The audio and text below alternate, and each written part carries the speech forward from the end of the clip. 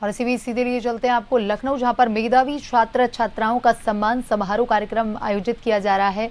CM Yogi Adityanath कार्यक्रम को संबोधित कर रहे हैं। कि परिश्रम, सार्थक दिशा में किए जाने वाले परिश्रम का परिणाम अवश्य प्राप्त होता है और परिणाम हमेशा सुखद होता है और सुखद होने की अनुभूति आज आपको यहां पर इस सम्मान समारोह के माध्यम से प्राप्त हो रहा होगा। मैं इस पूरे परिणाम को देख रहा था और खासतौर पर यहां पर आज जो सम्मान समारोह हो रहा है, जिसमें 223 छात्र छात्राओं का सम्मान किया जा रहा है। उन 223 में छात्रों की संख्या 85 है और छात्राओं की संख्या 138 है। यानी छात्राएं मेरिट में ज्यादा आए हैं, छात्र कम आए हैं। और इसमें मुझे लगता है कि माध्यमिक शिक्षा परिषद का जब मैं देख रहा था कि प्रदेश स्तर पर माध्यमिक शिक्षा परिषद में हाई स्कूल की परीक्षा में 115 जो छात्र प्रदेश स्तर पर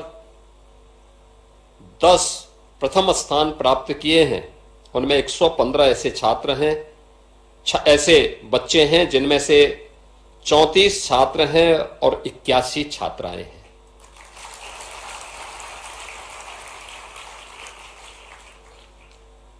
इंटरमीडिएट में जो टॉप 10 की सूची है प्रदेश स्तर की, उनमें छात्र 9 हैं और छात्राएं 14 हैं।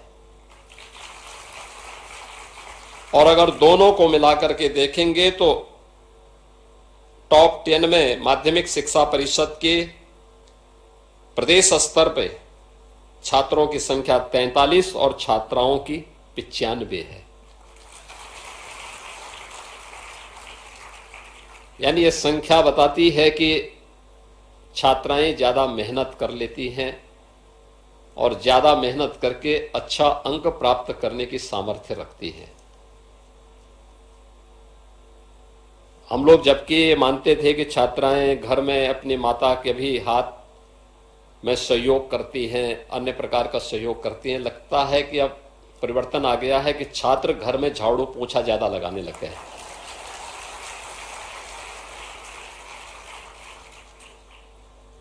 या लगता है कि माँ बाप उनसे ज्यादा काम ले रहे हैं, सब्जी भेजने के लिए, देने के लिए भेजते होंगे, घर और मोहल्ले में भी हो सकता है कुछ से झाड़ू लगा रहे होंगे।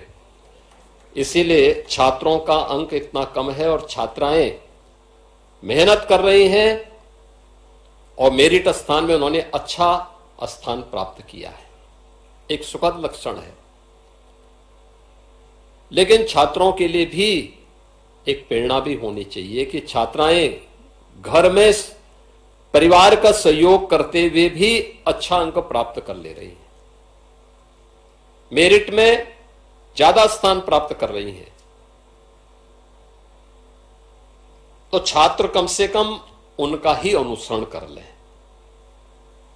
और मेरा मानना है कि बेटी पढ़ेगी तो आगे बढ़ेगी और देश और समाज को भी आगे बढ़ाएगी। यह इस रिजल्ट के माध्यम से एक संदेश बहुत स्पष्ट आगे हम सबके सामने है। ये जो 223 छात्रों को यहां पे सम्मान किया जा रहा है, उनके प्रधानाचार्यों को, उनके अभिभावकों का सम्मान, ये वास्तव में माता पिता के परिश्रम का, शिक्षकों के मार्गदर्शन का एक बेहतरीन परिणाम हम सबके सामने आज देखने को मिला है। और मेरा मानना है कि मां बाप अगर बच्चे पर ध्यान दे, ये उम्र है, इसी समय सही मार्गदर्शन कर ले, इसी समय उसे, बच्चे को सही दिशा प्रदान कर ले, तो उसका भविष्य अपने आप ही उज्जवल होते हुए उन सपनों को साकार करता हुआ दिखाई देगा जो उनकी अपनी आकांक्षाएं हैं। उन आकांक्षाओं की पूर्ति वहीं से होगी और उस दिशा में मां बाप के द्वारा किए गए प्रयास, शिक्षकों का मार्गदर्शन और प्रधानाचार्य का अनुशासन, यह बड़ी भूमिका का निर्वहन करता है। मेरा मानना है कि किसी भी छात्र छात्रा के लिए उसका अभिभावक पहला गुरु होता है।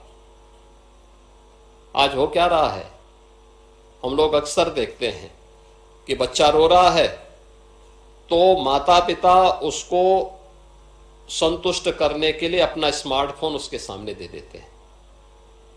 आप देखिए 2 साल का बच्चा, 3 साल का बच्चा रो रहा है, कुछ देर रोने दीजिए, उसको दूसरे ऐसे कार्यों के साथ जोड़िए जो उसका रचनात्मक विकास कर सके।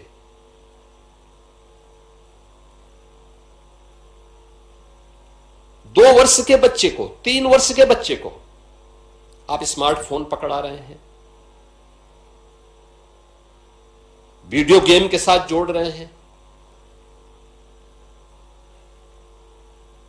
परिणाम क्या होता है? उसके घातक परिणाम भी हम सबके सामने देखने को मिल रहे हैं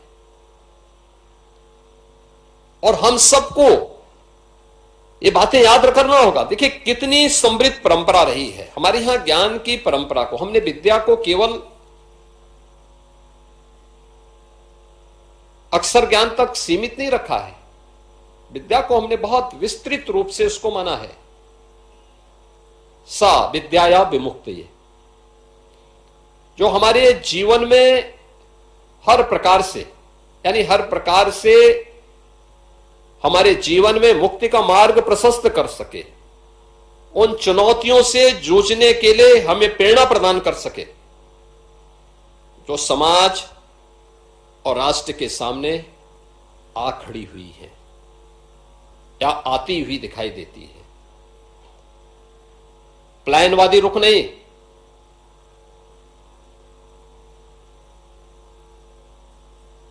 कभी भी भारत की परंपरा ने प्लायन का रुख नहीं अपनाया। आप प्राचीन काल से देखेंगे, राम तब राम बने जब गुरु वशिष्ठ हैं। राम के पास दिव्य अस्त्र तब आए जब गुरु विश्वामित्र हैं। राम को मर्यादा के एक आदर्श के रूप में प्रस्तुत करना है तब जब गुरु के रूप में महर्षि वाल्मीकि हैं।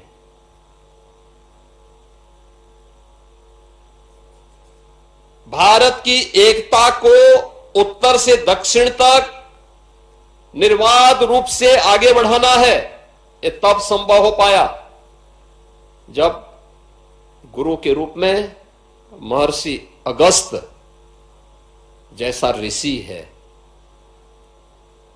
कृष्ण तब कृष्ण बन पाए,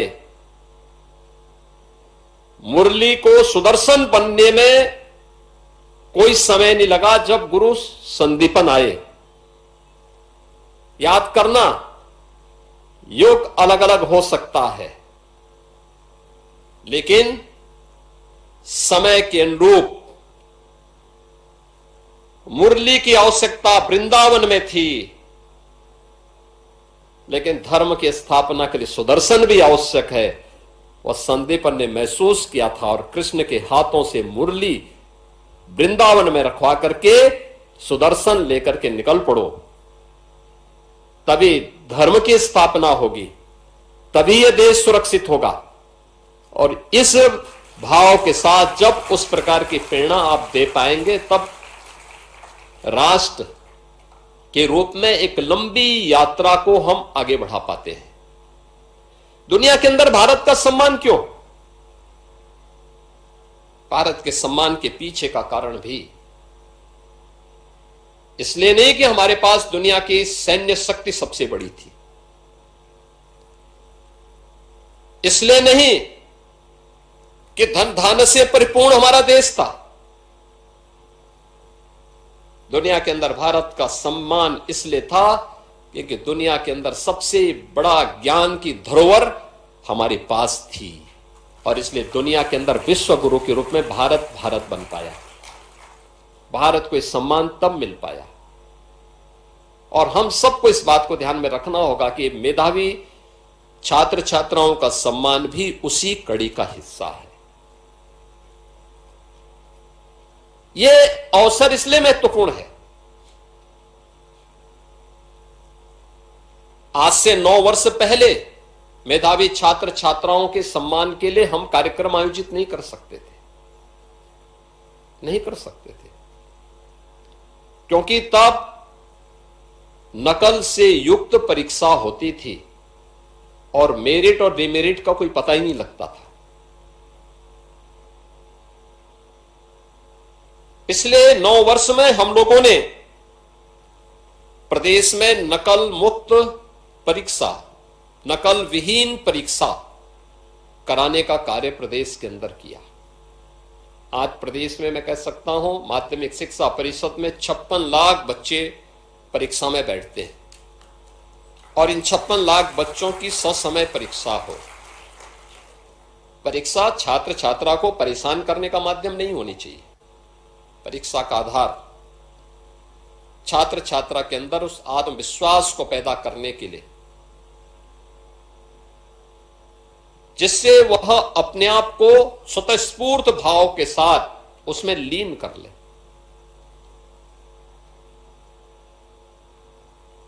उसका पसीना छुड़ाने के लिए प्रश्न पत्र नहीं बनना चाहिए। वह परीक्षक उत्तम कोटि का नहीं माना जाता है जो छात्र छात्राओं को परेशान करने की नियत से अत्यंत जटिल प्रश्न करता है, और ऐसे परीक्षकों की स्थिति क्या होती है, उनको स्वयं नहीं पता होता कि इसका उत्तर क्या है। हम तो देखते हैं, मैं बहुत सारे कंपटीशन के उसको अक्सर मैं देखता हूं कि भाई आखिर बताओ तुमने ऐसा कठिन प्रश्न क्यों बनाया। प्रश्न ऐसा हो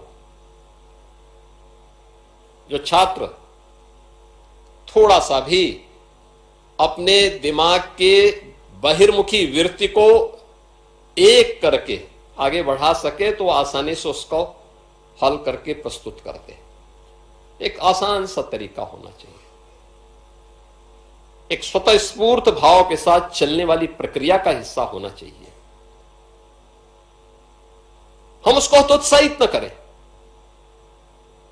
परीक्षा उसके प्रोत्साहन का माध्यम बनना चाहिए। 9 वर्ष पहले यही होता था, सबको पता था परीक्षा में नकल होनी है,